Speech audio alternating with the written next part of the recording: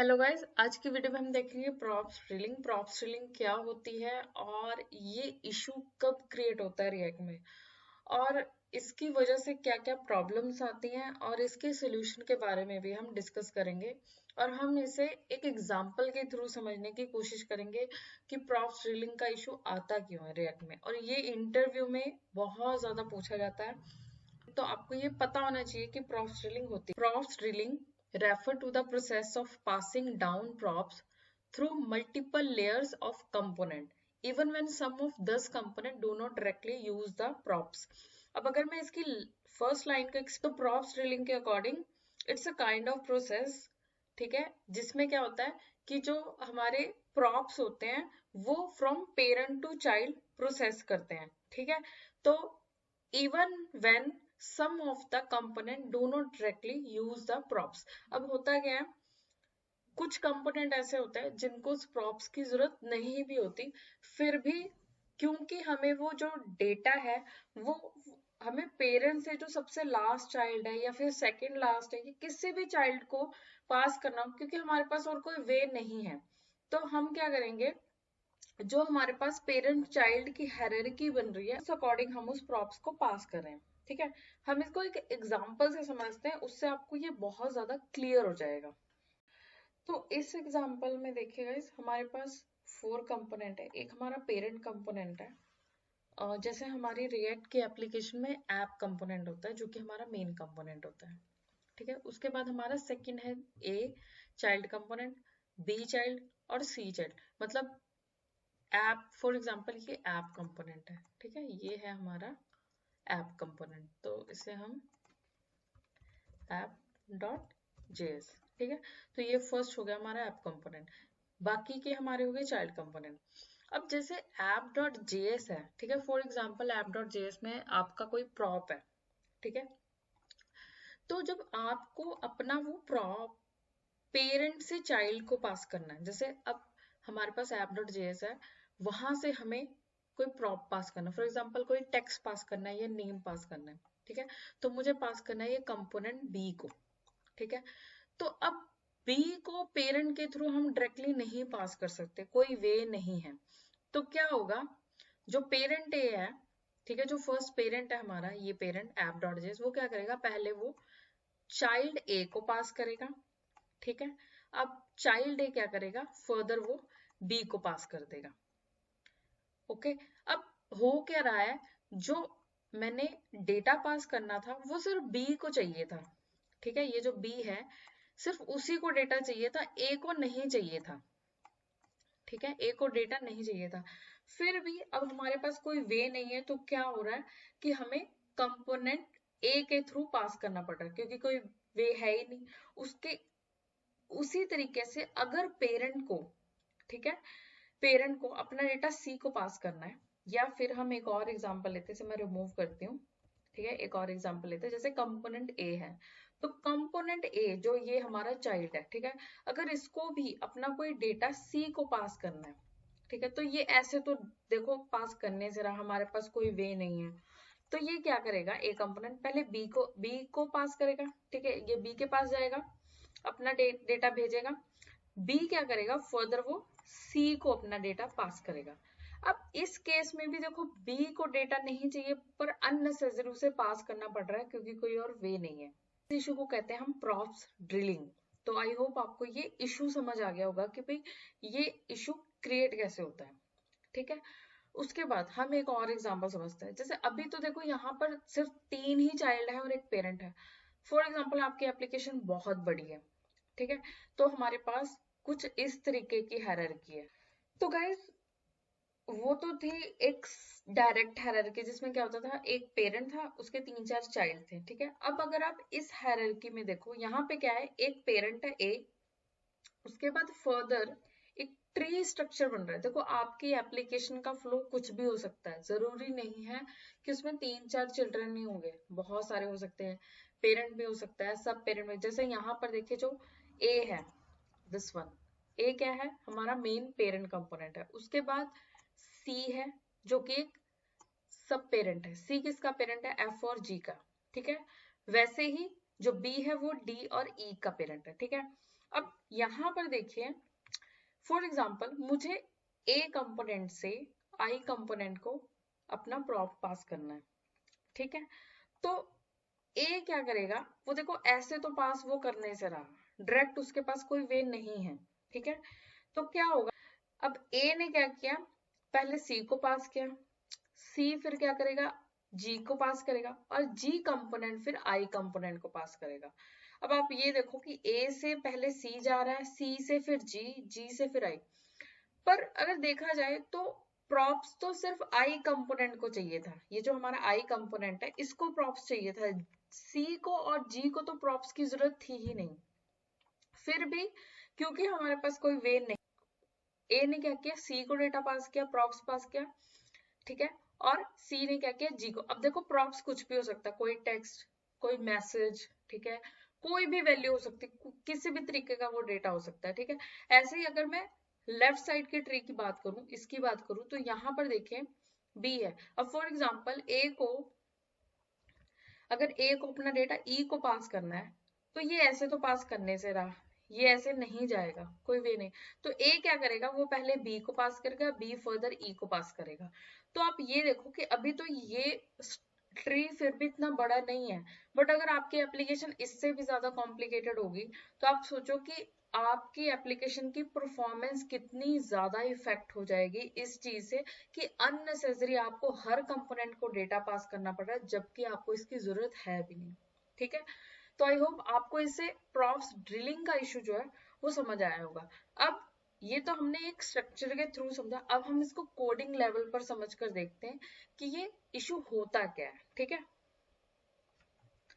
तो गाइज यहाँ पर मैंने ना एक एप्लीकेशन सेटअप की है, ठीक है। तो इसकी आउटपुट कुछ इस तरीके से आ रही है, ठीक है। तो हमारे पास यहाँ पर देखिए कंपोनेंट ए है, बी है, सी है और डी है, ये मैंने 4 कंपोनेंट क्रिएट किए, ठीक है।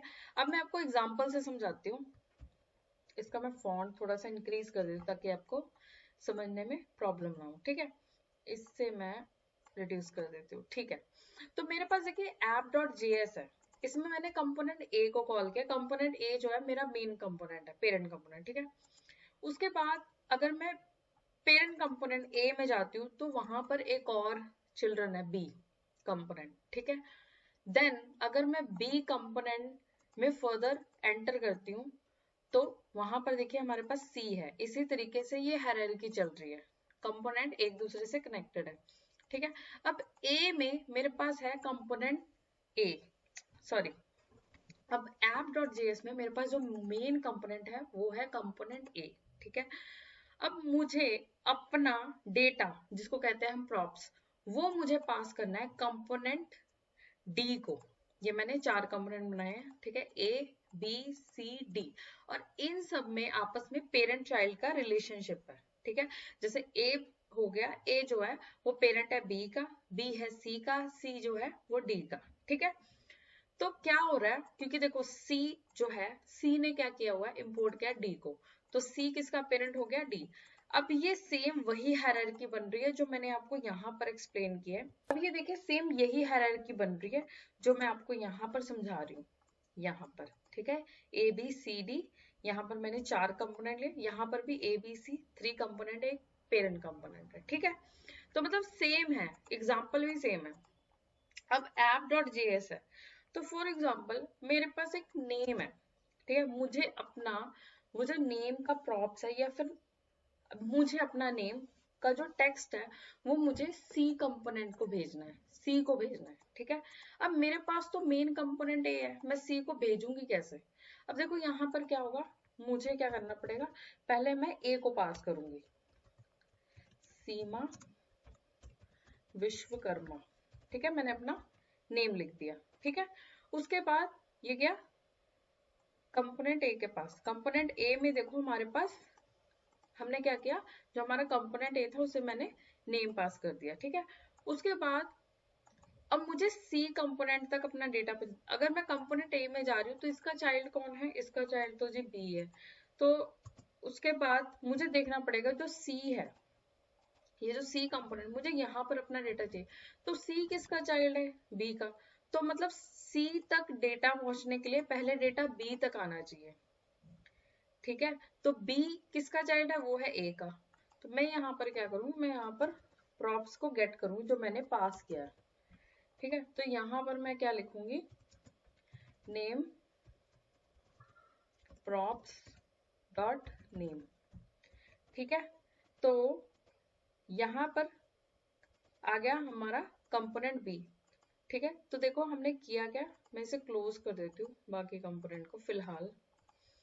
कंपोनेंट ए में मैंने एक टेक्स्ट पास किया, कंपोनेंट ए में मेरा टेक्स्ट आ गया प्रॉप्स के थ्रू। अगर आप इसको कंसोल कराओ, कंसोल डॉट लॉग, यहाँ आप लिख दो कंपोनेंट ए, यहाँ आप प्रॉप्स को प्रिंट कराओ। लेट्स सी, कंसोल में हम चेक करते हैं।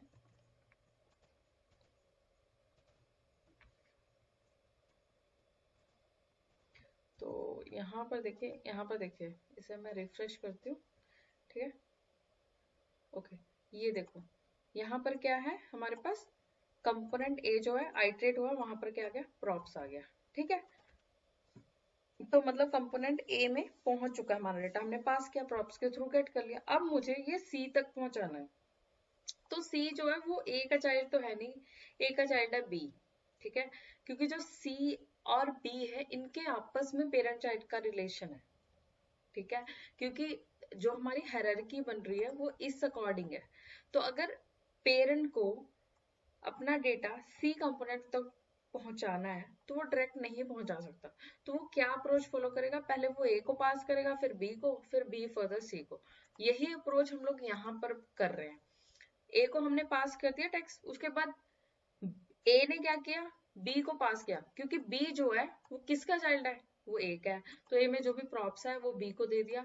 अब बी कंपोनेंट में जब आप जाओगे, यहाँ पर अगर आप कंसोल कराओ कंपोनेंट बी, तो यहाँ पर आपको वो प्रॉप्स में मिल जाएगा। यहाँ आ गया हमारा कंपोनेंट बी। ठीक है, तो यहाँ पर आप ले लो प्रॉप्स, और प्रॉप्स को हम गेट कर लेते हैं प्रॉप्स। अब अगर आप कंसोल में चेक करोगे तो देखो बी कंपोनेंट में भी हमारा प्रॉप्स आ गया। ठीक है, हमारा मेन मोटिव क्या था, कहाँ तक पहुंचाना था, सी तक। अब क्योंकि बी तक आ गया है तो सी में भी हम इसी तरीके से पास कर देंगे। तो यहाँ पर आ जाएगा प्रॉप्स डॉट नेम, सेव किया। अब सी कंपोनेंट में चले जाओ, सी कंपोनेंट में प्रॉप्स कंसोल डॉट लॉग, यहाँ आ गया कंपोनेंट सी। तो यहाँ हम लोग ले लेते प्रॉप्स। अब ये सी में भी दिखेगा, ये देखो सी में भी क्या आ गया, हमारा प्रॉप्स आ गया। तो हमारा यही मोटिव था, मुझे अपना डेटा, मुझे अपना जो प्रॉप्स था वो कंपोनेंट, मेन कंपोनेंट से, जो हमारा app.js है जिसमें हमारा कंपोनेंट ए है, वहां से कहाँ भेजना था, सी तक भेजना था। तो देखो सी कंपोनेंट तक हमारा जो डेटा वो पहुंच चुका, हमारा ये सी कंपोनेंट है, यहाँ पर आ गया। आप यहाँ पर चाहो तो आप प्रिंट करा सकते हो, तो यहाँ पर आप करवा लो इसे प्रॉप्स डॉट नेम, सेव करते हैं, लेट्स सी।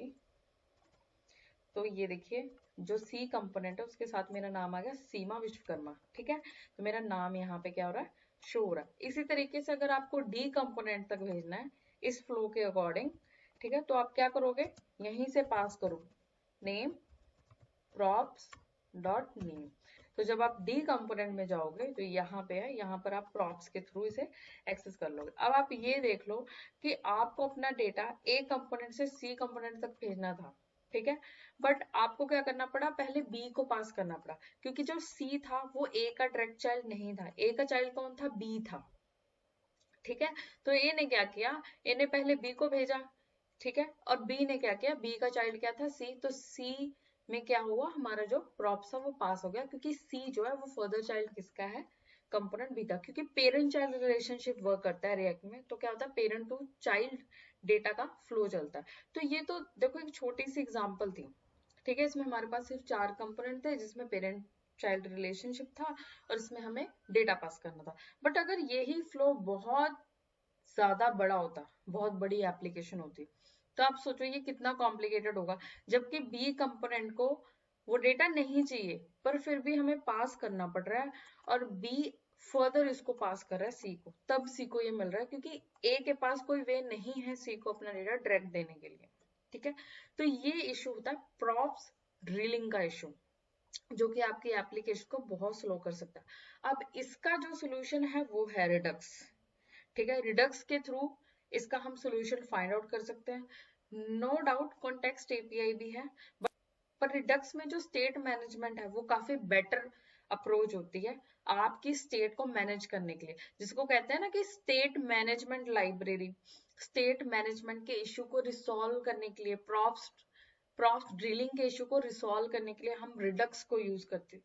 तो इसी इशू के लिए रिडक्स को हम फ्रेम में लेकर आते हैं, इसी इशू के लिए रिडक्स को यूज किया जाता है, ताकि हर एक कंपोनेंट को एक पर्टिकुलर स्टोर से डायरेक्ट डेटा मिल सके, उसे एक दूसरे के ऊपर डिपेंडेंट ना होना पड़े, कि इस तरीके की हायरार्की ना आए कि पहले डेटा ए से बी को जाएगा तभी वो सी के पास जा सकता है। नहीं, कुछ ऐसा सिस्टम हो जी, एक स्टोर हो जिसको जो डेटा चाहिए वो जाके डायरेक्टली गेट कर ले।